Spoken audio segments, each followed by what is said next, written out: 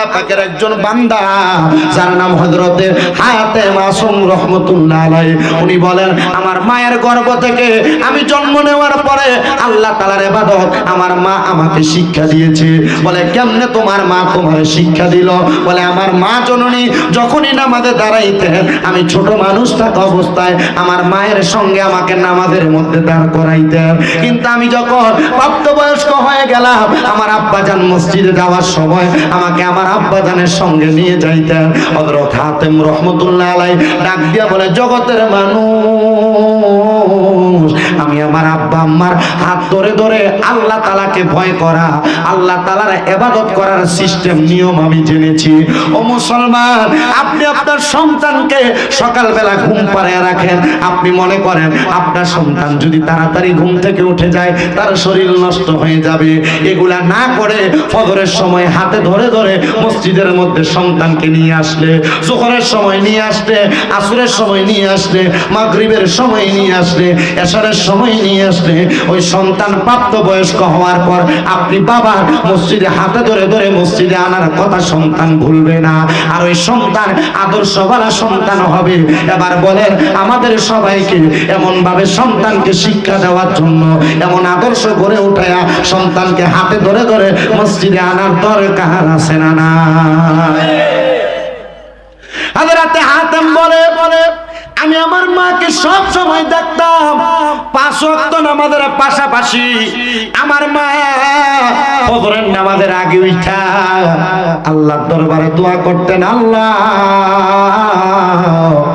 আমার একটা সন্তান দান করেছো, এই সন্তানটাকে এমন একটা সন্তান বানাও যে সন্তান দোয়া করলে আমি মার ইন্তেকালের পরে আমার আল্লাহ আমি মার কবরের আযাব মাফ করে দিবে। এই সন্তানেরা আপনারা তো এখানে অনেকে বসেছেন, অনেকের মা নাই, অনেকের বাবা নাই, আপনারা অনেকেই তো মা বাবার জন্য দোয়া করেন, কিন্তু আপনার দোয়া কবুল হয় কি হয় না এটার গ্যারান্টি কেউ দিতে পারবে না, কেউ দিতে পারবে না। তবে হ্যাঁ, এমন সন্তান হন যে সন্তান দোয়া করবে রব্বির হামহুমা কামা রব্বায়ানি সগীরা ওয়া কুর রব্বির হামহুমা কামা রব্বায়ানি সগীরা। ওই সন্তানের নেক দোয়ার কারণে আপনি যদি চোখের মনি কোঠার মধ্যে একটা মাছের মাথা পরিমাণ পানি ছেড়ে দিয়ে কান্না করেন, ওই পানি মাটিতে পড়ার আগে আমার আল্লাহ তাআলা আপনার মার কবরের আযাব, আপনার বাবার কবরের আযাব, বংশের কবরের আযাব মাফ করে দিবে। হযরতে হাতেম বলে আমার বয়স তখন 7 থেকে 8 বছর বয়স। আমি ফজরের নামাজের পূর্ব মুহূর্তে সব সময় দেখতাম আমার মা আল্লাহর কাছে দোয়া করে, আল্লাহ আমার সন্তানকে এমন একজন সন্তান বানান যে সন্তানের জরিয়া করে আমি মা কবরের আযাব থেকে বাঁচতে পারবো। হযরত হাতেম বলে আমার বাবা আমার মায়ের এই দোয়াটা শুনতে লাগলেন। আমার আব্বাজান পরের দিন সকালবেলা আমার মার কাছে বললেন, হে আমার স্ত্রী জুবাইদা, তোমার কাছে আমার আবদার হইল তোমার সন্তান হাতেমকে আমি এখান থেকে মানে আমার বাড়ি দামেস্ক এলাকায় আমি এখান থেকে তোমার সন্তানকে শাম দেশের মধ্যে পড়ালেখা করার জন্য পাঠাইব। বলে কেন গো স্বামী, আমি তো আমার সন্তানকে ফালাইয়া একা একা থাকতে পারবো না। বলে তুমি না বলেছো তোমার সন্তান যেন এমন একটা সন্তান হয় যে সন্তানের কারণে তোমার কবরের আযাব মাফ হবে। এ জুবাইদা, তোমার সন্তানকে অনুমতি প্রদান করো, তোমার সন্তান যেন শাম দেশে যাইয়া পড়ালেখা করতে পারে। হযরত জুবাইদা বলে আমি অনুমতি প্রদান করলাম। আমি অনুমতি প্রদান করার পরে আমার স্বামী আমার সন্তান হযরতে হাতেমকে ওই শাম দেশের শাকিক বলকি নামক একজন আল্লাহর ওলির দরবারে নিয়ে বললেন, হুজুর আমার সন্তানকে আপনার কাছে রাখবেন, আমার সন্তানকে আপনি 2 প্রকার নয় 3 প্রকার নয় মোট 4টা প্রকার ইলম দান করবেন। বলে 4 প্রকারের ইলম কি? হুজুর 1 নাম্বার ইলমে শরীয়ত কোরআন এবং সুন্নাহর জ্ঞান দান করবেন, 2 নাম্বার ইলমে হাকিকত কোরআন এবং সুন্নাহর মূল তথ্যের যে জ্ঞান তাকে দান করবেন, 3 নাম্বার ইলমে তরিকত আমার সন্তানকে জান্নাতের রাস্তা দেখার জন্য যেই পথ অনুসরণ করা লাগে ওই তরিকতটা আপনি দেখিয়ে দিবেন, আর 4 নাম্বার আমার সন্তানকে ইলমে মারিফত শিখিয়ে দিবেন। ওই আল্লাহর ওলি শাকিক বলকি বলে তাহলে আপনার সন্তানকে আপনি আমার কাছে 1 দিন না 2 দিন না 3 দিন না আপনার সন্তানকে আমার কাছে আপনি আজীবনের জন্য রেখে দেন। হুজুর আমি আমার সন্তানকে আপনার কাছে আজীবনের জন্য রেখে দিতে পারি, তবে শর্ত হলো আপনি বলেন আমার সন্তানের সিনার মধ্যে আপনি 4 প্রকারের এলেম ঢুকিয়ে দিবেন। বলে আমি তো এলেম দেওয়ার মালিক না, আমি তো শিক্ষা দান করনেওয়ালা। এলেম সিনার মধ্যে ঢুকানোর মালিক একজন, তিনি কে? আপনি আপনার সন্তানকে ইঞ্জিনিয়ার বানাবেন, ডাক্তার বানাবেন, ম্যাজিস্ট্রেট বানাবেন, যা বানান অসুবিধা নাই। আপনার সন্তানকে সর্বপ্রথম ইলমে শরীয়তের কোরআন এবং সুন্নাহর জ্ঞান আগে দান করেন, যেন আপনার সন্তান আপনার কবরের সামনে যাইয়া নিজে দোয়া করে বলতে পারে রব্বির হামহুমা কামা রাব্বায়ানি সগীরা। আনলে 12টা হুজুর লাগবে, ঠিক না? 12টা হুজুর লাগবে। আমি গতকালকে লাইলাতুল বরাত গেল না, আমি মসজিদের মধ্যে বয়ান করছি, কইরা বাইর হইছি, আমি চলে যাবো। এই টাইমে 3 বার আমি হুন্ডাত উঠতেছি, 3 জন আমারে ডাক দিয়েছে, হুজুর চিন্তা করছিলাম আপনারে দিয়ে আমার আম্মা আব্বার কবরটা জিয়ারত করাইতে। আমি কই আমনে করলে তো চলে। হুজুর আমি কি তা কম, আমি তো কিচ্ছুই জানি না। আপনি করেন কি? হুজুর ফল ব্যবসায়ী। আচ্ছা, তো ফল ব্যবসায়ী তো মা বাবার কবরের সামনে দেয়া এ দূর কইতে পারতেন, আল্লাহ আমার মা বাপরে মাফ করে দাও, হফাইরাম দাও।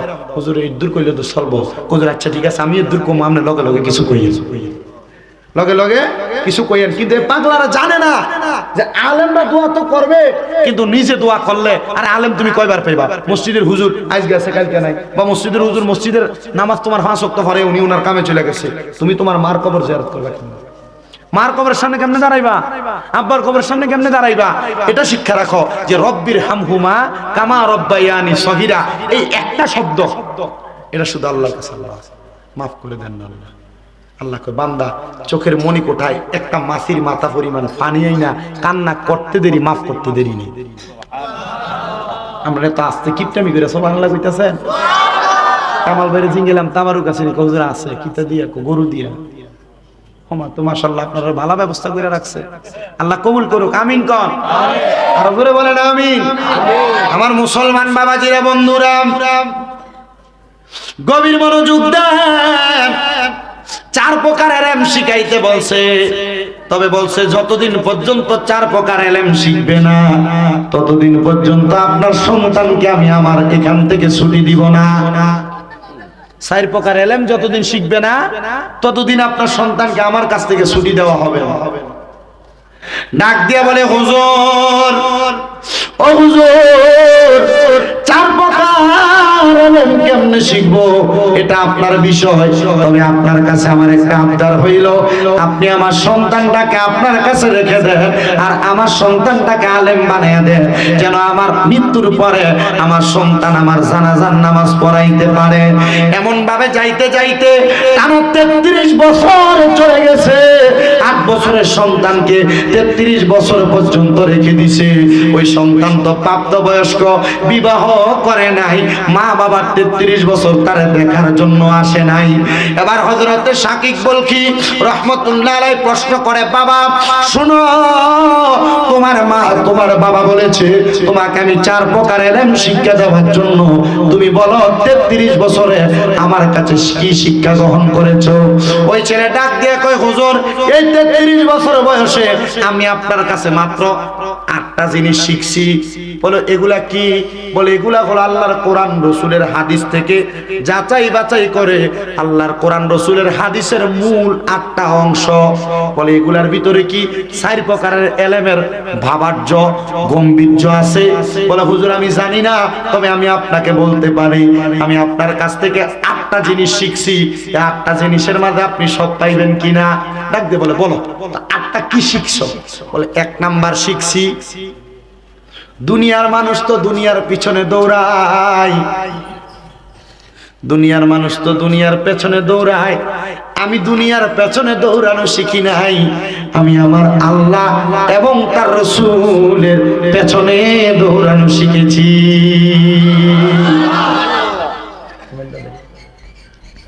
আমার মুসলমান বাবা ভাইয়েরা, বন্ধুরা, বলে 2 নাম্বার তুমি কোন আলেম অর্জন করেছো? ওই 2 নাম্বার যে এলেম অর্জন করেছো ওই এলেম হলো আমি আমার আল্লাহ তাআলা আমারটা সার্জে দাও। আমি আমার দুনিয়ার জমিনে মানুষ তো দুনিয়ার সন্তান মা বাবা স্ত্রী পুত্রের ভালোবাসা নিয়ে পাগল। আমি এমন একটা জিনিসের প্রেমে পড়ছি, সেটার নাম হলো আমল। কি সেটার নাম হলো আমল? বলে কেন হুজুর? আমি দুনিয়ার যে আমলের কথা আমি শিখেছি, দুনিয়ার মানুষ মাকে ভালোবাসে মা মনে করে, বাপকে ভালোবাসে বাপ মনে করে। হুজুর আমি দুনিয়ার জমিনের মধ্যে বন্ধু বান্ধবের প্রেমে পড়ি নাই, আমি আমলের প্রেমে পড়েছি। বলে কেন হুজুর? আমি দেখেছি যে মানুষগুলা দুনিয়ার প্রেমে পড়ছে, ওই মানুষগুলা কবরে যাওয়ার পরে বন্ধু বান্ধব আত্মীয় স্বজন মা বাবা কেউ তার সঙ্গে যায় না। আমি কোরআন হাদিস যাচাই করে দেখলাম, ওই কবরে বন্ধু হিসেবে প্রেমের সঙ্গী হইয়া একটা মানুষের নেক আমলগুলা কবরে যায়। হুজুর এই জন্য আমি আমার আমলকে ভালোবাসি, আমলের প্রেমে পড়েছি। আমি আমলকে ভালোবাসা আল্লাহ তাআলার ইবাদতগুলা করি। বলে হ্যাঁ, তোমার এই 2 নাম্বার যে ইলমটা অর্জন করেছো, ওই ইলমটাও বড় ভালো মাপের ইলম। হুজুর আমি 2 নাম্বার যে ইলম অর্জন করেছি, ওইটাও ভালো মাপের ইলম। হুজুর এবার আপনি বলেন না আমার ইলমগুলা শিখাটা কি ভালো না খারাপ? বলে হ্যাঁ রে বাবা, এটাও ভালো কারবার। এবার ডাক দিয়া কই হুজুর আমি 3 নাম্বার আরেকটা ইলম শিক্ষা গ্রহণ করেছি। ও বাবা 3 নাম্বার কোন ইলম তুমি শিক্ষা গ্রহণ করেছো? হুজুর আমি দুনিয়ার জমিনের মধ্যে দুনিয়ার কোনো মানুষের কাছে কোনো কিছু চাই না। বলে বাবা কেন? হুজুর আমার যখনই কোনো কিছুর প্রয়োজন হয় আমি এক আল্লাহর ইবাদতে মশগুল হয়ে যাই। আমি 2 রাকাত নামাজের নিয়ত করে নামাজের মুসল্লার মধ্যে পড়ে যায়, আর আমার আল্লাহ তাআলার ইবাদত করি ইবাদত করি ইবাদত করি ইবাদত করি। হুজুর আমার যখনই কোনো কিছুর প্রয়োজন হয় আল্লাহর ইবাদত করে কাটায়া দেয়, কারণ আমি জানি আমার সকল কিছুর রিজিকের জিম্মা আমার আল্লাহর কাছে। আমি যখন আল্লাহর ইবাদত করি, আল্লাহর কাম করলে আল্লাহ আমার সকল সমস্যা সমাধান করে দেয়, আমার সকল চাহিদা পূরণ করে দেয়। জোরে পড়েন সুবহানাল্লাহ। আমার 3 নাম্বার শিক্ষা। কয় নাম্বার? 3 নাম্বার শিক্ষা। বলে বাবা তোমার 3 নাম্বার শিক্ষার পরে 4র্থ শিক্ষা কোনটা? ডাক দে বলে হুজুর আমার 4র্থ শিক্ষা হলো মানুষ সম্পদের মালিক হওয়ার পরে, টাকার মালিক হওয়ার পরে, বাড়ি গাড়ির মালিক হওয়ার পরে মানুষ অহংকারী হয়ে যায়। কি হয়? অহংকারী না এমন আপনার এলাকা পয়সাটার মালিক হওয়ার পরে, বাড়িটা গাড়িটা করানোর পরে রাস্তা দিয়ে হাঁটে কিন্তু মই বিরাট সালাম দেয় না, লাকসা না দেওয়ার কারণ কি? আমি কি লেগে দিতাম বেটা না মারি দিলাম, আমি ডিয়ার মালিক না, কথা কয় না, আমি এলাকার বিশিষ্ট দানবিত্ত, এই জন্য আমি সালাম দিই। এটা হলো সম্পদের অহংকার। হুজুর আমি এজন্য সম্পদের আশা করি না, টাকার আশা করি না, পয়সার আশা করি না, কোনো দিনারের আশা করি না। হুজুর আমি আমার সম্পদ হিসেবে 2টা জিনিসকে আমি আপন বানাইছি, একটা জিনিসকে আপন বানাইছি। ওই আপন জিনিসটা সম্পদটা হইল 1 নাম্বার আমার ঈমান। 1 নাম্বার কি বলেন না? কি সম্পদ হিসেবে আপন বানাইছে কাকে? বলে তুমি কেন এটারে আপন বানাইলা? হুজুর বাড়ির মালিক হইলে এত বড় বাড়ি, তার ভিতরে অহংকার আসবে। টাকার মালিক হইলে এত টাকার মালিক, তার ভিতরে অহংকার আসবে। হুজুর গাড়ির মালিক হইলে অথবা পশু পাখির মালিক হইলে এত পশুর মালিক, তার ভিতরে অহংকার আসবে। ইমানি দৌলত এমন দৌলত হুজুর এই সম্পদ আর এই দৌলতের মালিক হইলে আমার ভিতরে অহংকার আসবে না। আর যখনই অহংকার আসে এই ঈমানটা আমার পরিপূর্ণ থাকবে না, ঈমানটা নরমাল হয়ে যাবে। এবার বলেন আল্লাহর বান্দারা সেই ইলমটা অর্জন করেছে, এমন ঈমানের সম্পদ আমাদের সবার অর্জন করার দরকার আছে না নাই? আমার মুসলমান ভাইয়েরা বন্ধুরা গভীর মনোযোগ দেন। দুনিয়ার জমিনের মধ্যে 5ম নাম্বার ইলম যেটা হুজুর আমি শিখেছি, ওই ইলমটা হইল হুজুর আমি দেখছি দুনিয়ার মানুষ একজন আর একজনের ক্ষতি করার চেষ্টা করেনি। মনে করেন স্বাভাবিক বোঝায় উনি আমার বন্ধু মানুষ, নরমালি উনি আমার বয়সে বড় হইব দেখতে বোঝা যায়, উনি আমার বন্ধু মানুষ, আমি ওনার সাথে চললাম, চলতে চলতে আমি একদিন বললাম দোস্ত আমি তো একটা বিপদে পড়ে গেছি, তুমি আমার কষ্ট করে 50,000 টাকা, আচ্ছা 5,000 টাকা দাও, আমি তোমাকে 1 সপ্তাহ পরে দিয়ে দিব। যেমন আজকে কি বার? সোমবার। আমি তোমাকে আগামী সোমবারে দিয়ে দিব। আমি কিন্তু আগামী সোমবারে তার টাকাটা দিতে পারিনি। সে আমার কাছে টাকাটা চাইলো, দোস্ত সংবাদ ফার্স্টে টাকাটা, তো সে আমাকে টাকাটা দিতে, আমি তাকে টাকাটা দিতে পারিনি। তখন কিন্তু আমি তার চোখে এক নাম্বার বাঁকা হয়ে গেছি। কিন্তু দ্বিতীয়ত সে আমার কাছে টাকা চাওয়ার কারণে আমি চিন্তা করলাম কি তারি, তার থেকে আমি এক সপ্তাহের কথা কয়ে টাকাটা আনলাম, তুই আমার কাছে ঘুরে লাইলো। আমার দুনিয়াতে সবচাইতে বড় শত্রু তখন তাকে মনে হয়। কথা কি বুঝতে পারছেন? সবচাইতে বড় শত্রু তাকে মনে হয়।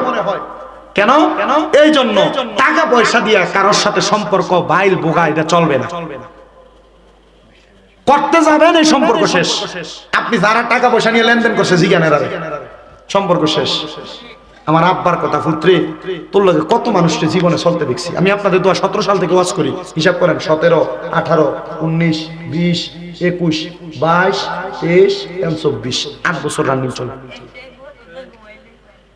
8 বছর চলে। আব্বা কইছে আমারে, তোর লগে কত মানুষের বন্ধুত্ব দেখছি, কত মানুষ তোর লগে আইয়ে যা চলে ঠিক, পরে তুই আমি দেখছি তুই এটারে টিয়া হলার দেশ, তার বিপদ তুই দেখে তার দেশ টাকা, এরপরে হাতে তোরে 2 দিন পরে লাথি দিয়ে ভাগে। কথা কি বুঝতে পারছেন?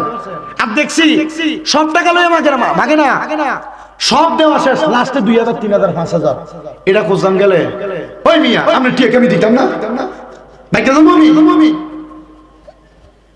ভাই কেমন নগদ কেমন দমকার, ঠিক আছে না কথা? আমার সাথে এখন রানিং চলে, এমন রানিং এমন অনেক চলে আমার সাথে। তো এই ব্যক্তি আপনার ক্ষতি করার চেষ্টা করবে, আপনার কিন্তু বন্ধু, আপনার কি বন্ধু। আপনার অন্যায় কি হয়েছে কোন তো? অন্যায় কি টিয়া আলাদ দিছেন, কথা কন না কেন? আরে আমার বাড়ি এমনি আর কুদমপুর, আপনাদের বাড়ি বুড়ির সঙ্গে কত লাগাইতে দেখতে গাড়িটা দিলে বাড়িতে মিলে 1 ঘন্টা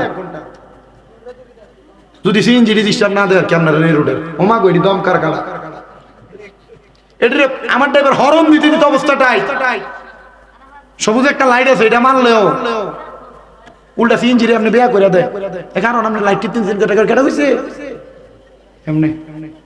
আপনার অন্যায় কোনটা? আমার কথা বুঝতেছেন না আপনারা? আমি কিন্তু আমার গ্রামের ভাষায় কথা বুঝেছি, আমরা এলাকার ভাষা। আপনার অন্যায় কোনটা? টিয়া হলার দিছেন এমন আয় আরে সাংঘাতিক অবস্থা রে, ডিবিসি নিউজ লাগাই দিছে। এই বিচ্ছি কথা বুঝতে আসে বিরিয়ানি লইন তাড়াতাড়ি, আমরা আসেননি কতক্ষণ, মোটামুটি দেরি হইলে কত লাগবো, ওয়াজটা শেষ করতে হবে। কি করেন আপনারা? কয় প্রকার শিখছিল? 8টা। এই 8টা কইয়া শেষ দিই, 5 নাম্বার চলে, আরো 3টা বাকি আছে। এই 3টা থেকে যদি 8টা অনুসরণ করতে পারেন, 8টা জিনিস আপনিও শিখতে পারেন, 8টা জিনিস ঈমানের সম্পদে ধনী হইতে পারেন, আপনি যদি অহংকার ত্যাগ করতে পারেন। আচ্ছা কোন তো অহংকার ছাড়া ব্যক্তি আল্লাহর কাছে চাইলে আল্লাহ ফিরেবে কোনোদিন? এইগুলোই বুঝাইতে চাইতেছি আমি। ডাক দিয়া কয় বাবা আমি কারোর ক্ষতি সাধন করি না। আপনি টাকা হলার দেওয়ার কারণে আপনি উপকার করার পরে হলে ব্যক্তি আপনার ক্ষতি সাধন করার চেষ্টা করবে। বলে তাহলে তুমি বন্ধুত্ব করো কার সঙ্গে? ওই ব্যক্তি ডাক দিয়া কয় হুজুর আমি আমার আল্লাহ তাআলার ইবাদতের মাধ্যমে আমি বন্ধুত্ব করি আল্লাহ এবং তার রাসূলের সাথে। হুজুরে 2 বন্ধুই আছেন কারোর ক্ষতি করে না, এই 2 বন্ধু আছেন তাদের অনুসরণ করলে তারা মানুষকে উপকার সাধন করে। এজন্য আমি এই 2 জনের অনুকরণ করি, এই 2 জন আমার কোনো ক্ষতি করে না। ডাক দিয়া কয় হুজুর সাকিব বল কি? আমি 6 নাম্বার যে ইলম অর্জন করেছি। ও বাবা তুমি 6 নাম্বার কি জিনিস তুমি অর্জন করেছো? বলে হুজুর আমি দুনিয়ার জমিনে দেখছি মানুষে মারামারি করে, দ্বন্দ্ব করে, কাটাকাটি করে, কলহ সৃষ্টি করে, একজন আরেকজনের নামে গীবত করে। করেনি? মারামারি করেনি? দেখবেন মারামারি করে একই সাথে চলতো, ঝগড়া ফাসাদ চলতেছে। হুজুর এজন্য আমি কোন দ্বন্দ্বকে পছন্দ করি না, দ্বন্দ্ব হবে বিদায় আমি মানুষের সামনে যাই না। দ্বন্দ্ব হবে বিদায় কই যায় না? এই মানুষের সামনে যাওয়ার কারণে আপনার দ্বন্দ্বের কারণে ঈমানে দুর্বলতা চলে আসবে। কোথায় দুর্বলতা আসবে? ঈমানে দুর্বলতা আসবে। এজন্য আমি মানুষের সামনে যাই না। আপনি তাকায় দেখেন বর্তমান জামানায় ঝগড়া ফাসাদ দ্বন্দ্ব যেগুলো তৈরি হয়, এগুলো 1 নাম্বার তৈরি হয় আপনার এলাকা চা দোকানগুলোতে। এই কথা কন না কেন? দ্বন্দ্ব হয় যেখানে 10 জন 15 জন একসাথে আড্ডা দেয় সেই জায়গার মধ্যে। এজন্য পূর্বেকার জগতের যত বড় বড় আল্লাহর মাশায়েখ ওলিগণ ছিলেন, ওনারা জনসমাগমের মধ্যে যাইতেন না। ওনারা আল্লাহ তাআলার ইবাদতের জন্য জঙ্গলের মধ্যে অথবা কোনো গুহার মধ্যে ইবাদতে চলে যাইতেন, ঘরের মধ্যে থাকতেন। এই জন্য ভাইয়েরা আমার, দুনিয়ার বন্ধু বান্ধব বাড়ানোর আগে আপনি আমার আল্লাহ তাআলার ইবাদতের মাধ্যমে আপনি আপনার আখিরাতের বন্ধু বাড়ান। কথা বলেন ঠিক কিনা? মুসলমান ইমানদার ভাইরা আমার, গভীর মনোযোগ দিবেন। এবার হলো 7 নাম্বার এলেম। বলে তুমি 7 নাম্বার কোন এলেম অর্জন করেছো? হুজুর আমি 7 নাম্বার মানব জাতিকে আমি দেখেছি জীবিকার জন্য প্রাণপণ চেষ্টা করে, কামাই করার জন্য, সংসার চালানোর জন্য। আপনি কামাই করার জন্য দেখেন যে ব্যক্তি রিক্সা চালায়, এ কিন্তু ফায়াসাফিনে রিক্সা হইলে এটা কিন্তু ইচ্ছা মতো চালায় না। যে ব্যক্তি মনে করেন কোন ব্যাংকে চাকরি করে, কোন স্কুলে চাকরি করলে পোলা পান্ডে বেশি করে পড়ানো লাগে না? হুজুর আমি এই জন্য দেখেছি মানুষ জীবিকার জন্য যেমন ভাবে আপ্রাণ চেষ্টা করে, হুজুর আমি জীবিকার জন্য আপ্রাণ চেষ্টা করি না। আমি একটা জিনিস চেষ্টা করি, এই জীবিকার জন্য আমি যেমন আপ্রাণ চেষ্টা করি, আমার আখিরাতে বাঁচানোর জন্য আমি তেমন ভাবে চেষ্টা করি, মানে বেশি বেশি ইবাদত করি।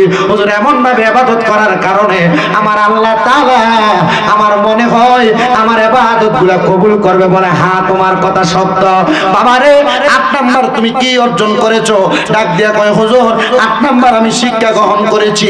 আমি দেখলাম দুনিয়ার মানুষ কেউ রাজত্ব, কেউ শিল্পকলার জন্য, কেউ দুনিয়ার জমিনে জমি জমার জন্য পুত্র সন্তানের উপর ভরসা করে, কেউ তাদের মার উপর ভরসা করে। এখানে অনেক পোলাপান মনে করেন যারাই আছে মা বাপরে কিন্তু খাওয়াই ঠিক, তারা জিজ্ঞেস কারণ কি? মা বাপরে বেশি আদর যত্ন করলে মা বাপনি তার একটু বেশি করে সম্পদ দিয়া যায় মরার পরে, এমন না? কিন্তু মা বাপ যদি মরে যায় পৈতৃক সম্পত্তি সবাই সমান ভাগে ভাগ, ঠিক আছে? তা আপনারা সন্তান মা বাবার প্রতি মা বাবার জায়গা জমি পাইবেন, এর লাগে মা বাপ যেমন ভাবে জোরাইছে আপনি এমন জোরানোর চিন্তা করেন না। আর যারা করে তারা করেই, ঠিক না? উনি ডাক দিয়া কয় কেউ জমির জন্য, সেই শিল্পকলার জন্য, কেউ টাকার জন্য, কেউ সম্পদের জন্য মা বাবার প্রতি যেমন ভাবে নির্ভর করে, হুজুর এই মানুষগুলা যদি তার জীবন চলার পথের জন্য ওই মনিবের প্রতি এমন ভাবে নির্ভর করত, হুজুর আমার বিশ্বাস ওই মানুষটার সম্পদ চাওয়া লাগতো না, আল্লাহ তারা সম্পদ দিয়া ভরপুর করে দিত। সুবহানাল্লাহ বলে। হুজুর এই জন্য আমি আমার মনিবের প্রতি নির্ভর করি। বলে বাবারে আমি তোমার আব্বার সঙ্গে ওয়াদাবদ্ধ ছিলাম তোমার 4 প্রকারের ইলম শিক্ষা দিব, তবে আমি শিক্ষা দিতে পারছি কিনা জানি না, তবে আমি এই কথা বলতে পারি তুমি আমাকে যে 8টা বিষয়ের কথা বললা, এই 8টা বিষয় শিক্ষা গ্রহণ করার মাধ্যমে তোমার 4 প্রকারের ইলম তোমার সিনার মধ্যে আছে। যারে বাবা যা বাড়ির মধ্যে চলে যা, তোর মা বাবাকে দেখ, দিয়া গেছে 8 বছর বয়সে পড়ালেখা করছে 33 বছর। কয় বছর? 33 বছর। মা বাপ এখনো পর্যন্ত একবারও খবর নেয় নাই, কারণ মা বাবাকে ওই সময় এমন মা বাবা ছিল সন্তানদের ইলম শিখানোর জন্য কোরবান করে দিত। আর এখনকার মা বাপ হুজুরে মুক্তবে একটা বাড়িও যদি দেয়, এই হুজুরে বাড়ি করেন ঠিক থেকে কথা কোন চলে নাই। আর এগুলা যতদিন থেকে শুরু হয়েছে পোলাফিন শিক্ষা গ্রহণ করা বন্ধ হয়ে গেছে, ঠিক আছে? আমার মনে আছে আমার যখন মক্তবে দিয়াই তো আমার চাচা, আমাদের একজন হুজুর ছিলেন নাঙ্গলকোট লাকসামের দিকে বাড়ি, দেলোয়ার হুজুর নাম। কইছে হুজুর দিয়া গেলাম, পড়ালেখা যদি না করে আড্ডি আমার গুস্ত আমনে, আড্ডি আমার গুস্ত আমনে দিয়ে দিতে হবে। তো ওই সময় আমাদেরকে শিক্ষা দিয়েছেন, আর দেখতাম ওই সময় পড়ালেখা হয়েছে।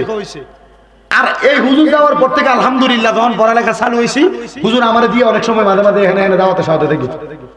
তো পড়ানোর পরে যখন দেখতাম মোটামুটি পড়ালেখার ডাব বিচ্ছুতি আস্তে আস্তে আমার এলাকার মানুষ আমার দিত। এমন ভাবে প্রাপ্তবয়স্ক যতটুকু হয়েছি ততটুকু হওয়ার পরে পড়ালেখা করাই। এর মাঝে মুক্তবে মসজিদে অনেক হুজুর রাখার পরে দেখতাম যখন যুগের হাল বদলাইছে, তখন দেখতাম একটা বাড়ি দিলে ফলা কানতে কানতে বাইর যেত, তার 14 গোষ্ঠী হয়তো হুজুরের মারতো। এগুলা যেদিন থেকে শুরু হয়েছে শেষ, শিক্ষা শেষ, পড়া শেষ, এলএম ঢুকো শেষ। পড়া আছে যায় স্কুলে যায়, গাট্টি কত্তা লইয়া কান্দের ভিতরে বইতে লইয়া যায়, কিন্তু পড়া তার সিনার ভিতরে ঢুকে ঠিক পড়া দিয়ে কি লাভ হইল না। মরার পরে কবরে কেমন আছে আপনি জানেন কিনা আমি জানি না। সন্তান রে, ওই সন্তান হাতেম ডাক দিয়া কয়, হুজুর সাকিব বলকি আপনি বলেন আমার মা বাবা কবরের মধ্যে কেমন আছে, আমার মা বাবার অবস্থা আমি জানতে চাই। ওই ছেলে এই কথা বলার পরে আল্লাহর ওলি কয়, বাবা তোমার মা বাবা মারা গেছে কোন অবস্থায় তোমার কি মনে আছে? বলে হ্যাঁ, তাহাজ্জুদ। আল্লাহ তাআলা কোরআনুল কারীমে বলে, ওয়া মিনাল লাইলি ফাতাহাজ্জাদ বিহি নাফিলাতাল লাকা আসা আইয়াবআসাকা রাব্বুকা মাকামান মাহমুদা। আল্লাহ তাআলা বলেন, নবীজি আপনি রাতের কিছু অংশে তাহাজ্জুদের নামাজ পড়েন, এটা আপনার জন্য খাস করা হয়েছে। যদি আপনি পড়েন অতি সত্বর আপনাকে মাকামে মাহমুদ দেওয়া হবে। সুবহানাল্লাহ পড়েন। তো এই আয়াত যখন নাজিল হয়েছে, আয়াতের শানে নুজুল ব্যাখ্যা করতে যা পাইলাম, হ্যাঁ তাফসিরে কানজুল ঈমান খাজাইনুল ইরফানের মধ্যে লেখা হচ্ছে, এই আয়াত নাজিল হওয়ার পর আমার নবীজি কান্না করেছে। কান্না করে ডাক দিয়ে বলে, আল্লাহ এই আয়াত যে নাজিল করলেন, আমি তাহাজ্জুদ পড়লে আপনি আমাকে মাকামে মাহমুদ দিবেন। আল্লাহ কয়, বন্ধু আপনার উম্মতকে জানিয়ে দেন, আপনার উম্মত যদি তাহাজ্জুদ নামাজ পড়ে আমি আল্লাহর কাছে যা চাইবে আমি আল্লাহ আপনার উম্মতকে তা দান করে দিব। বলেন সুবহানাল্লাহ। বন্ধুরে, ও নবীর উম্মতের দলেরা, আশিক রাসূল ভাই বাবাজিরা, বন্ধুরা আর একটু মনোযোগ দিয়ে শোনেন। এবার ওই আল্লাহর ওলি সাকিব বলকি রহমতুল্লাহ আলাইহি ডাক দিয়ে যখন এমন কথা বললেন, এবার ওই ছেলেকে তাহাজ্জুদ নামাজ পড়ার আদেশ দিলেন। ওই ছেলে তাহাজ্জুদ নামাজ পড়তে পড়তে একদিন না 2 দিন না টানা 3 মাস পর্যন্ত তাহাজ্জুদের নামাজ পড়েছে। 3 মাস তাহাজ্জুদের নামাজ পড়ে আমার আল্লাহ তাআলার কাছে কান্না করে, মাবুদ ও দয়াল আল্লাহ, আপনার কাছে ফরিয়াদ, আমার মা মারা গেছেন, আমার আব্বা জান মারা গেছেন, খবর পাইলাম আমার মা বাবা নাকি তাহাজ্জুদের নামাজ অবস্থায় মারা গেছে। ওগো আল্লাহ, আমার মা বাবা মারা যাওয়ার পরে তাদের কাফন হয়েছে, দাফন হয়েছে, তাদের ইচ্ছা ছিল আমি সন্তান জানাজার নামাজ পড়াবো, কিন্তু তারা আমি সন্তানকে পাই নাই। আমার উস্তাদ আমার মা বাবার জানাজার নামাজ পড়াইছে। ও আল্লাহ, তোমার কাছে জানতে চাই আমার মা বাবা কবরে কেমন আছে, আপনি আমাকে জানিয়ে দেন। সন্তান কান্না করতে করতে তাহাজ্জুদের নামাজের মুসল্লার মধ্যে যখন চক্ষুটা বন্ধ করলেন, বন্ধ করার পরে ওই সন্তান দেখতে পায় 2 জন ব্যক্তি জান্নাতের মধ্যে সুন্দর খাবারের থালা নিয়ে বসে আছে। আর ওই 2 জন ব্যক্তিকে সন্তান প্রশ্ন করে, মান আনতা, আপনি কে? ওই 2 জন মুখের কাপড় উঠে ডাক দিয়ে কয়, সন্তান আমি একজন তোমার আব্বা জান আর একজন তোমার আম্মা জান। বলে আপনারা কোথায় আছেন? বলে আল্লাহ তাআলার জান্নাতের মধ্যে আছি। মা গো মা, ও আমার আব্বা জান, আল্লাহ তাআলা আপনাকে এত সুন্দর জান্নাত কেমনে প্রদান করলো? বলে তোমার মতো একজন সন্তান দুনিয়াতে রেখে আসছে, যে সন্তান নেক আমল করেছে, ইলম অর্জন করেছে, আর ইলম অর্জন করার জন্য করার পরে আমার আল্লাহ তাআলার কাছে হাত তুলে তুলে দোয়া করেছে। আমার আল্লাহ তাআলা নেক আমল করলে বলা সন্তানের দোয়া কখনো ফিরায় না। আমার আল্লাহ তাআলা তুমি নেক সন্তানের দোয়ার বরকতে আমি মা আমি আব্বা জানের কবরের আযাব মাফ করে আমরা মা বাবা 2 জনকে তাহাজ্জুদের নামাজের মুসল্লায় মরণ দিয়েছে। আর এই মরণের কারণে আল্লাহর জান্নাতের মধ্যে আজকে 33 বছর বসবাস করি, রহমতের ফেরেশতা উত্তর প্রদান করেছে। এটার অন্য কোনো কারণ না। 1 নাম্বার তাহাজ্জুদের নামাজের বরকত, আর 2 নাম্বার একটা সন্তানকে নেককার বানানোর বরকত। এবার বলেন আল্লাহ তাআলার কাছে আমরার বংশের কবর আযাব মাফ করানোর জন্য, আমাদেরকে ভালো বানানোর জন্য আমরা সবাই তাহাজ্জুদের নামাজ এবং আমাদের সন্তানদেরকে নেক সন্তান বানানোর দরকার আছে না নাই? নেক সন্তানের দোয়ার বরকতে আল্লাহ তাআলা মা বাবাকে মাফ করে দেয়। এ সন্তানের দল ওই হাতে মাসুম যদি মা বাবার জন্য দোয়া করার কারণে তাহাজ্জুদের নামাজের উসিলায় আল্লাহ তাআলা তার মা বাবাকে মাফ করে দেয়। আপনারা বলেন আমরা সন্তানরা যদি আল্লাহ তাআলার কাছে মা বাবার জন্য ক্ষমা প্রার্থনা করি, আমার আল্লাহ তাআলা আমাদের মা বাবার জীবনের গুনাহ মাফ করতে পারে কি পারে না? সন্তান, আপনার মা আপনার বাবা জান আপনার বড় কষ্ট করে মানুষ করেছে, আপনাকে দুনিয়ার জমিনের মধ্যে সম্পদের মালিক বানাইছে, কিন্তু আপনার মা নাই, আপনার বাবা নাই, অন্ধকার কবরে। আবার অনেকে আছেন মা বাবা বেঁচে আছে, আম্মা আব্বাকে জুদা করে দিয়েছেন, আম্মা আব্বাকে আলাদা করে দিয়েছেন। আল্লাহর দুহাই আল্লাহর জান্নাতে যদি যাইতে চান এখন থেকে ওয়াদা করেন, আপনারা যারা মা বাপকে এমন ভাবে আলাদা করেছেন, জুদা করেছেন, এখান থেকে বাড়িতে গিয়া মা বাবার কদমগুলার মধ্যে ধরবেন আর ধরে বলবেন, মা ও আব্বা জান, আপনাদেরকে আমরা আলাদা করে দিয়েছি, আল্লাহর হস্তে ক্ষমা প্রার্থনা করি, আপনি আমাদেরকে মাফ করে দেন। সন্তান রে, যতক্ষণ পর্যন্ত আপনার মা আপনার বাবা তাদের মুখ দিয়ে বলছে আপনাকে মাফ করে দিছি, ততক্ষণ পর্যন্ত মা বাবার কদম আপনি ছাড়বেন না। হুজুর কেন এমন কথা বললেন? আরে বাবা, ওই আম্মা আব্বার কদম আপনি ছাড়বেন না একটা কারণে, কারণ মা বাবা যদি আপনাকে মাফ না করে আমার আল্লাহ আপনাকে ক্ষমা করবে না, আমার আল্লাহ আপনাকে মাফ করবে না। এই জন্য ক্ষমা চাইবেন তো আপনি আপনার মা বাবার কাছে, এরা মাফ করে দিলে আপনি সন্তান মাফ পাবেন। ও হুজুর, আপনার কাছে আমাদের একটা প্রশ্ন, মা বাপকে তো আমি আলাদা করি না, আমারে করাই কে করায়? হুজুর, আমার বউ বাড়িতে গেলে আমার কানের কাছে বলে, মা বাপকে একা শুধু তোমার নি, তুমি কেন খাওয়াইবা? এই কথা শুই না ভাইয়ের সঙ্গে ঝগড়া করে মা বাপকে আলাদা করে দেয়। এক সপ্তাহ বড় ভাইয়ের ঘর, এক সপ্তাহ মেজো ভাইয়ের ঘর, এক সপ্তাহ ছোট ভাইয়ের ঘর। কেন রে, তোমার মা বাপ কেন এমন ভাবে আলাদা আলাদা খাবার খাবে?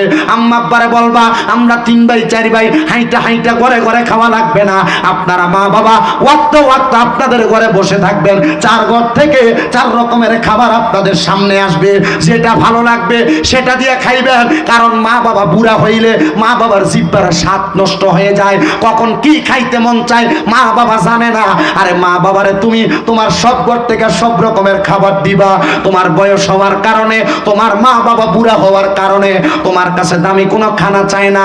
কেউ যদি এমন ভাবে আলাদা করে থাকো, এখান থেকে বাড়ির যে বলবা, মা ও আব্বা জান, আপনারা বহুত জীবন আলাদা খাইছেন, আর খাওয়া লাগবে না, পায়ে ধরে মাত্র তোমার ঘরে নিয়ে যাইবা। ও সন্তান, কেন এমন কথা বলি? শোনো, আগে তুমি একবেলা ভাত না খাইলে তোমার মা বারবার তোমারে বলতো, সন্তান খাবার দি খাইলি না, পেটটা দি পিঠের সঙ্গে লাইগা গেছে। কিন্তু এখন যদি তুমি 2-3 বেলা খাবার না খাও, কেউ তোমার একবার খবর নেয় না, কারণ তোমার মা অন্ধকার কবরে, কে তোমার খবর নিবে? রাত্রে বাড়িতে গেলে বউয়ের মতো ঘুমিয়ে থাকে, তুমি তোমার নিজের খাবার নিজে তুইলা খাও। এ সন্তান, তোমার আব্বা জান এখন আর তোমার ধমক দেয় না, আব্বা জান অন্ধকার কবরে। আর ধমক দিবে কেমনে? আব্বা জান তো এলাকায় বাঁশমুড়ার নিচে পুকুর পারে কবরে শোয়া দিয়ে আসছো, আব্বাজান চিরা লুঙ্গি পরে তোমারে মানুষ করছে, তুমি সন্তানরে দামি জামা কাপড় পরাইছে। কিন্তু সন্তান, আজকে তুমি লাখ লাখ টাকার মালিক, হাজার হাজার টাকার মালিক, আব্বাজানরে 500 টাকা দিয়ে কিনে একটা লুঙ্গি পরাইতে পারো না, আব্বাজান অন্ধকার কবরে। এ সন্তান, তোমার আম্মাজান সকালবেলার পান্তা ভাত খায় নাই, তুমি সন্তান স্কুল মাদ্রাসা কাছ থেকে রোদ থেকে আসলে তুমি খাইলে তোমার পেট ঠান্ডা হবে, মা সে চিন্তা করেছে। আজকে তোমার ঘরে কত হাজার হাজার শত শত মেহমান খানা খায়, কিন্তু তুমি তোমার টাকা দিয়ে তোমার মা বাপরে এক লোক মা ভাত খাওয়াইতে পারো না। সন্তান রে, একটা বার চিন্তা করো, তোমার মা বাবা কত কষ্ট করে তোমাকে মানুষ করেছে, কিন্তু সন্তান ওই মা বাপরে তুমি খাওয়াইতে পারো না। তোমার মা বাপকে জুদা করে দাও। জিজ্ঞাসা করো যাদের মা নাই তাদেরকে, এরারে প্রশ্ন করলে বলবে, হুজুর আমরার মা নাই আমরা কারে খাওয়ামো, আমরার বাবা নাই আমরা কারে খাওয়ামো। ওই সন্তানের মনের মধ্যে বড় কষ্ট আছে। আল্লাহর হস্তে ওই মা বাবারে আঘাত দিয়া থাকলে, কষ্ট দিয়া থাকলে, এখান থেকে বাড়িতে যাইয়া আম্মা আব্বার কদমগুলা ধরবা আর বলবা, মা ও আব্বা আল্লাহর হস্তে মাফ করে দেন। নারী এদের মনে কষ্ট যদি থাকে, নামাজ পড়া কপাল কালা করতে পারবেন, কাম হবে না। যতক্ষণ না পর্যন্ত মা বাপ মুখ দিয়া বলছে মাফ করে দিছি, ততক্ষণ পর্যন্ত মা বাবার পাও ছাইরেন না। হুজুর কেন গো? আরে জিজ্ঞাসা করো যাদের মা নাই, যাদের বাবা নাই, এরা চিন্তা করে, হুজুর যাদের বাড়িতে বাবা আছে তারা বাড়ির যে বাবার পায়ে ধরে মাপ চাইবো, আমার তো বাবা নাই, আমি কার পায়ে ধরে মাপ চাইবো?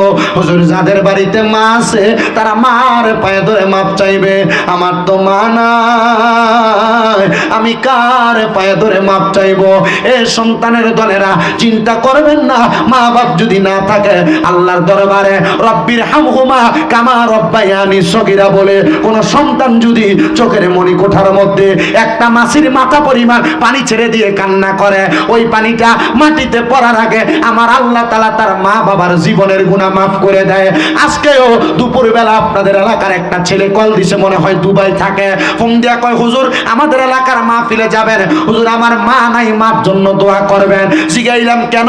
মারে বেশি ভালোবাসো, দোয়া তো সবার জন্য করা হবে, স্পেশাল তোমার জন্য কেন করা হবে?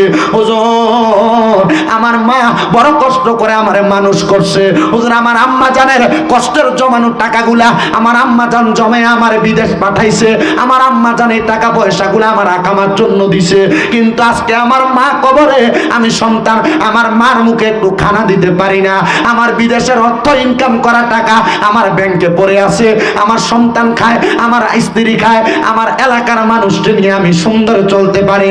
হুজুর আমার মা তো নাই, আমি দুদিও দুনিয়ার মানুষকে নিয়ে বন্ধু বান্ধব নিয়ে চলি, কিন্তু আমার মনে শান্তি নাই, আমি কার জন্য কষ্ট করে কামাই করি?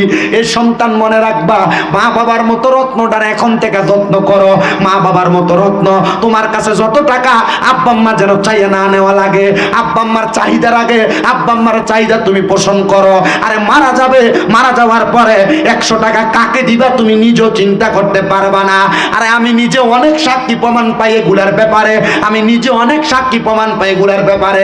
গতকালকে রাত্রবেলা আমি যখন কবর জিয়ারত করার জন্য আমার দুইজন সহপাঠী ভাই কামাল ভাই এবং তার মাইনুদ্দিন ভাই, ওনারা দুইজনের আব্বা নাই আম্মা আছে, আমার গাড়ি নিয়ে আমি রাত্রবেলা কুমিল্লার পান্ডানগরে কবর জিয়ারত করার জন্য ওইখান থেকে বাগমারাতে গেছি। যাওয়ার সময় দেখলাম ভাই মাইনুদ্দিন যিনি, উনি চোখের পানি ফালায়া ফালায়া কান্দে। আমি জিজ্ঞাসা করলাম কান্নার কারণ কি? নিজেই বলতেছে ভাই বাড়িতে গেলে নিজের কাছে নিজের ছোট মনে হয়। কেন? ভাই আমার আব্বা তো নাই, আমার টাকা আছে পয়সা আছে, কিন্তু আব্বার আরামায়েশ দেওয়ার মতো আমার কাছে এমন কোনো কিছু নাই যে আমার আব্বা যদি থাকতো আমি মাঝে মাঝে চিন্তা করি আব্বা আমার কাছে হাত খরচের জন্য 100 টাকা চাইতো, কিন্তু এখন আব্বা তো নাই, দিব কারে? কান্না করে দিছে, চোখ মুছতেছে। আমি এগুলার অনেক চাক্ষুষ প্রমাণ পাই। এই যে আপনাদের ক্যান্টনমেন্টে জিহান হোটেল রেস্তোরাঁ, যেটা আমার একজন ভাই রাজাউল করিম ভাই, আপনাদের এই শিকারপুর বাড়ি, ওনার মাও মারা গেছে, বাবাও মারা গেছে, কবরের পারে যায় যায় কান্দে, ফোন করে করে মাঝে মাঝে নিজেই বলে ভাই যখনই থাকেন যেখানে থাকেন আব্বা আম্মার জন্য দোয়া করবেন, কারণ জানি টাকা কামাই করে উনি, কামাই করার পরেও আব্বা আম্মার নাই বিদায় আব্বা আম্মারে কোনো কিছু খাওয়াইতেও পারে না। সন্তান আল্লাহর দোহাই, মা বাপ ইচ্ছা থাকলে মা বাপ যদি যেন তোমার কাছে কোনো কিছু চাওয়া না লাগে, ওই আম্মা আব্বার আগে খুশি করো, দেখবা মা বাবার পেছনে 100 খরচ করবা, আল্লাহ তাআলা তোমার সম্পদের তারাক্কি দান করবে। রত্নটারে যত্ন করো, এই মা বাপরে সম্মান করো, দেখবা আমার আল্লাহ তাআলা তোমার মা বাবার বদোয়ার বরকতে তুমি সন্তানের সম্পদের মধ্যে কমতি দিবে না, বরকত দিবে। আমার আল্লাহ তাআলা মা বাপরে খুশি করার কারণে বিপদ আপদ থেকে তোমারে মুক্ত করবে। আল্লাহ তাআলা যেন ওই মা বাপরে আমরা বেশি বেশি খেদমত করার তৌফিক দান করে, জোরে পড়ে না আমিন। এ সন্তান অনেকে চিন্তা করে হুজুর আমার মা কবরে বাবা কবরে, আমি বলবো মা বাবা কবরে আখিরি মুনাজাত হবে, চোখের পানি ফালায়া আম্মা আব্বার জন্য কান্না করবা। সন্তানের চোখ পানি আমার আল্লাহ তাআলার কাছে পছন্দ। তোমার তুমি সন্তান আম্মা আব্বার জন্য দোয়া করলে আল্লাহ তাআলা তোমার মা বাপকে মাফ করে দিবে। আল্লাহ তাআলা যেন যাদের মা বাবা বংশের মানুষ কবরে, প্রত্যেকের কবর আজকের মাহফিলের উসিলায়, নূর নবীর উসিলায় জান্নাত বানায়া দেয়, জোরে কোন আমিন। আসলেন নবী এই দরাতে রহমত বরকত নিয়ে, আসেন সবাই তাজিমে সালাম। বস্ত হবেন না, তরিকত যে কোন আল্লাহর ওলিদের হাত ধরলে পথ বস্ত হবেন না, তবে ধরনের আগে একটু বাচ্চা হইনা ধরেন। কথা কি বুঝতে পারছেন? তা আপনি আল্লাহর ওলি ধরবেন, কিন্তু আপনার আল্লাহর ওলি মানে মোটামুটি কইতে গেলে বিভিন্ন রকমের কথা আসবে, কিন্তু আমার কথা হইলো ওলি চিনার উপায় হইলো হাদিস শরীফের মধ্যে ইবনে মাজাহ শরীফের 303 নাম্বার পৃষ্ঠাতে ওলি চিনার উপায় হইলো ইজা রুকু যুকির আল্লাহু আযজা ওয়া জাল্লা। এই ব্যাটার দিকে চাইলে, এই পিসাবের দিকে চাইলে আল্লাহর কথা মনে হইব। কার কথা মনে হইব? আপনি যে ফিট ধরবেন, যে পথ প্রদর্শক ধরবেন, কার কথা মনে হবে? আল্লাহর কথা মনে হইব। হুজুর আল্লাহর কথা কেমনে মনে হইব? আমরা তো আল্লাহর দেখছিই না। হ্যাঁ, এই ব্যক্তির ইবাদত, উনি কি আল্লাহকে পাওয়ার জন্য শক্ত ইবাদত করেন কিনা, রেয়াজত করেন কিনা, তখন মনে করবেন হ্যাঁ এটা আল্লাহর খাস ওলি, আল্লাহর এবং বন্ধু, ঠিক না? আল্লাহ তাআলা আমাদেরকে ওই পথ ও মত ধরার তৌফিক দান করুন, পরে না আমিন। যেই কথাই ছিলাম যে দুই ব্যক্তি জান্নাতে যাবে, এক ব্যক্তি যারা আমরা আল্লাহর প্রতি খুশি, আমরা তো সবাই খুশি, এখন আল্লাহ আপনার প্রতি খুশি কিনা এটা সিদ্ধান্ত কি? আল্লাহ আপনার প্রতি 1 নাম্বার খুশি না আপনি বেনামাজি। আল্লাহ আপনার প্রতি খুশি না 1 নাম্বার, কারণ আপনি বেনামাজি। আল্লাহ আপনার প্রতি খুশি না 2 নাম্বার, আপনি যে খাবারগুলা খাচ্ছেন প্রকাশ্যে অপ্রকাশ্যে খাবারের মধ্যে হারাম ঢুকে যাচ্ছে। বুঝতে পারছেন? প্রকাশ্যে অপ্রকাশ্যে আপনার খাবারের মধ্যে হারাম ঢুকে যাচ্ছে। হয় আপনি সুদ খাইতেছেন, নয় কারোর কাছ থেকে সুদের টাকা নিতেছেন। কি কথা কয় না এমন আসেনি? হুজুর কেমনে বুঝবো? আর স্বাভাবিক ব্যাংক লোন নিয়ে ব্যবসা তো করেন, সুদ দেননি, আপনার টাকাতে হারাম এমনি আছে অটোমেটিক। বাবা কথা বলো না, অটোমেটিক আপনার ব্যবসার টাকার মধ্যে হারাম ঢুকে যাচ্ছে। এজন্য মুসলমান, আপনি আমার আল্লাহর কাছে প্রিয় হওয়ার জন্য যে কাজগুলা করার দরকার, 1 নাম্বার কাজ হলো শিরিক করা যাবে না। আল্লাহ ছাড়া কাউকে সেজদা দেওয়া যাবে না, আল্লাহ ছাড়া কারোর ইবাদত করা যাবে না। 2 নাম্বার কাজ হলো আপনাকে হারাম খাওয়া ছাড়তে হবে। যদি আপনি প্রকাশ্যে কোনো হারাম খান, ইবাদত করতে করতে কপাল কালো বানাইতে পারবে, আমার আল্লাহ আপনার কোনো ইবাদত আল্লাহর কাছে কবুল করবে না। বলেন আল্লাহু আকবার। মুসলমান, আল্লাহ তাআলা আপনাকে সুন্দর দেহ প্রদান করেছে, আল্লাহ তাআলা আপনাকে সুন্দর সুন্দর চলার জন্য রাস্তা বাতলে দিয়েছে। যে রাস্তাটা হলো ইহদিনাস সিরাতাল মুস্তাকিম। ওই পথে যদি আপনি চলাফেরা করেন, আল্লাহর জান্নাতে যাওয়া আপনার জন্য বড় সহজ হয়ে যাবে। এবার আপনার মনে প্রশ্ন, হুজুর ওই আল্লাহর জান্নাত যে আল্লাহ এত সুন্দর করে বানাইছে, আমরা বান্দারা যদি আল্লাহকে রাজি খুশি করতে পারি, আমরা কি ওই জান্নাতের মধ্যে চিরস্থায়ী হয়ে থাকতে পারবো? আল্লাহ তাআলা ঘোষণা করে খালিদিনা ফিহা, হ্যাঁ তোমরা ওই জান্নাতের মধ্যে চিরস্থায়ী বাসিন্দা হয়ে থাকতে পারবা। আল্লাহ কতদিন আল্লাহ তাআলা ঘোষণা করে দেয় আবাদা, ওই জান্নাত থেকে তোমরা বের হতে চাইবা না। আল্লাহ তাআলা আপনার কাছে আমরা আরো অনেক কিছু জানতে চাই। আপনি বলেন না আপনার ওই জান্নাতের মধ্যে কারা কারা থাকবে? আমার আল্লাহ তাআলা ঘোষণা করে যালিকা লিমান খাশিয়া রাব্বা, যারা আল্লাহকে বেশি ভয় করে তারা দুনিয়ার জমিন থেকে কবরে যাওয়ার পর জান্নাতে যাইতে পারবে। ও আল্লাহ, আমরা তো আপনাকে ভয় করি, আল্লাহ আপনাকে ভয় করি এটা আমাদের মুখের কথা, কিন্তু আমাদের অন্তরের কথা নয়। কারণ যারা আল্লাহকে ভয় করে তারা নামাজ ছাড়ে না, যারা আল্লাহকে ভয় করে তারা হারাম খায় না, যারা আল্লাহকে ভয় করে তারা সুদ খায় না, যারা আল্লাহরে ভয় করে তারা ঘুষ খায় না, যারা আল্লাহরে ভয় করে তারা পরের হক মেরে খায় না, যারা আল্লাহরে ভয় করে তারা কোনোদিন দুনিয়ার জমিনের মধ্যে ওয়াদা খেলাফ করে না, মুখের কথ্য ভাষা খারাপ করে না, তারা দুনিয়ার জমিনের মধ্যে আল্লাহকে ভয় করে আল্লাহর ইবাদতের মধ্যে মশগুল হয়ে যায়। হুজুর আল্লাহকে কেমন ভয় করা লাগবে? আমার আল্লাহ তাআলা ঘোষণা করে দেয় ইয়া আইয়ুহাল্লাযীনা আমানুত্তাকুল্লাহা ওয়াল তানজুর নাফসুম মা কদ্দামাত লিগাদিন ওয়াত্তাকুল্লাহা ইন্নাল্লাহা খাবীরুম বিমা তা'মালুন। আল্লাহ কেমন ভাবে ভয় করো মুমিনেরা? আল্লাহ তাআলা ঘোষণা করে হে মুমিনেরা তোমরা আল্লাহকে ভয় করো, ওয়াল তানজুর নাফসুম মা কদ্দামাত লিগাদ, তোমাদের প্রত্যেকের তাকানো উচিত তোমাদের পূর্ববর্তীদের দিকে। আল্লাহ পূর্ববর্তী কারা? বলে যাদেরকে আগে প্রেরণ করা হয়েছে। আমাদের পূর্বে যারা ছিল, আমাদের পূর্বের বাবা, আমাদের দাদা, আমাদের আত্মীয় স্বজন, তারা দুনিয়াতে আল্লাহকে কেমন ভয় করেছে। তাদের ভয় করার কারণে, তাদের চলাচরিত্রের কারণে, মারা যাওয়ার তাদের পরিস্থিতি তোমরা তাকাও, তারা যদি ঈমান নিয়ে মরতে পারে, তাদের অবস্থা দেখো, তাহলে তাদের অবস্থা যদি ভালো হয়, তাহলে তোমরা তাদের মতো আল্লাহকে ভয় করো। আল্লাহ আবার কেমনে ভয় করব? বলে ভয় করার মাধ্যমে তোমরা আমার আল্লাহ তাআলার ইবাদত করো। আল্লাহ আমরা ভয় করি, এটা আমরার মুখের কথা, আমাদের অন্তরের কথা নয়। আল্লাহ কয় ইন্নাল্লাহা খাবীরুম বিমা তা'মালুন, নিশ্চয় আল্লাহ তাআলা তোমাদের অন্তরের সকল খবর সম্পর্কে অবহিত। এবার আপনারা বলেন, আমরা যে মুখে মুখে ইমানদার দাবি করি, মুসলমান দাবি করি, আমরা যে আল্লাহর ইবাদত থেকে দূরে, ইসলামের পথ থেকে দূরে, আমার আল্লাহ জানে কি জানে না? বলেন জানে কি জানে না?